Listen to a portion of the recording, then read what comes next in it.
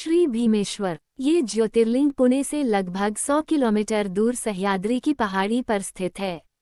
इसे भीमाशंकर भी कहते हैं। इस ज्योतिर्लिंग की स्थापना के विषय में शिवपुराण में ये कथा वर्णित है। प्राचीन काल में भीम नामक एक महाप्रतापी राक्षस था। वह कामरूप प्रदेश में अपनी मां के साथ रहता था। वह महाबली राक्षस राज रावण के छोटे भाई कुंभकर्ण का पुत्र था, लेकिन उसने अपने पिता को कभी देखा न था। उसके होश संभालने के पूर्व ही भगवान राम के द्वारा कुंभकर्ण का वध कर दिया गया था। जब वह युवावस्था को प्राप्त हुआ तब उसकी माता ने उससे सारी बातें बताईं।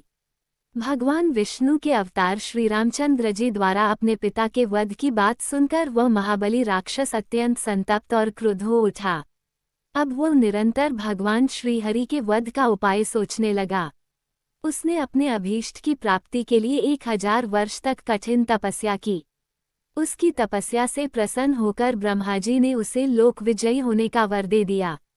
अब तो वह राक्षस ब्रह्माजी के उस वर के प्रभाव से सारे प्राणियों को पीड़ित करने लगा।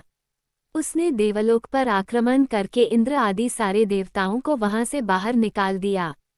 पूरे देवलोक पर अब भीम का अधिकार हो गया। इसके बाद उसने भगवान श्रीहरि को भी युद्ध में परास्त किया।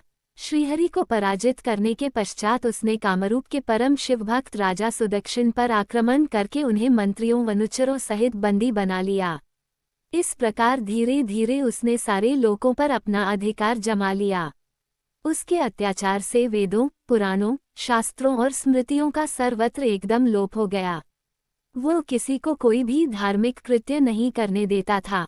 इस प्रकार यज्ञ, दान, तप, स्वाध्याय आदि के सारे काम एकदम रुक गए। भीम के अत्याचार की भीषणता से घबराकर ऋषि मुनि और देवगण भगवान शिव की शरण में गए और उनसे अपना तथा अन्य सारे प्राणियों का दुख कहा। उनकी यह प्रार्थना सुनकर भगवान शिव ने कहा, मैं शीघ्र ही उस अत्याचारी राक्षस का संहार करूंगा। उसने मेरे प्रिय भक्त कामरूप नरेश सुदक्षिण को भी सेवकों सहित बंदी बना लिया है। वह अत्याचारी असुर अब और अधिक जीवित रहने का अधिकारी नहीं रह गया। भगवान शिव से यह आश्वासन पाकर ऋषि मुनि और देवगण अपने अपने स्थान को वापस लौट गए। इधर राक्षस भीम के बंदीगृह में पड़े हुए राजा सुदक्षिण ने भगवान शिव का ध्यान किया। वे अपने सामने पार्थिव शिवलिंग रखकर अर्चना कर रहे थे। उन्हें ऐसा करते देख क्रोधोन्मत्त होकर राक्षस भीम ने अपनी तलवार से उस पार्थिव शिवलिंग पर प्रहार किया, किंतु उसकी तलवार का स्पर्श उस लिंग से हो भी नहीं पाया कि उसके भीतर से साक्षात शंकर जी वहां प्रकट हो गए। उन्होंने अपनी हुंकार मात्र से उस राक्षस को वहीं जलाकर भस्म कर दिया। भगवान शिवजी का यह अद्भुत कृत्य देखकर सारे ऋषि मुनि और देवगण वहां एक होकर उनकी स्तुति करने लगे। उन लोगों ने भगवान शिव से प्रार्थना की कि महादेव, आप लोक कल्याणार्थ अब सदा के लिए यहीं निवास करें। यह क्षेत्र शास्त्रों में अपवित्र बताया गया है। आपके निवास से यह परम पवित्र पुण्य क्षेत्र बन जाएगा। भगवान शिव ने सबकी यह प्रार्थना स्वीकार कर ली। वहां वह ज्योतिर्लिंग के रूप में सदा के लिए निवास करने लगे।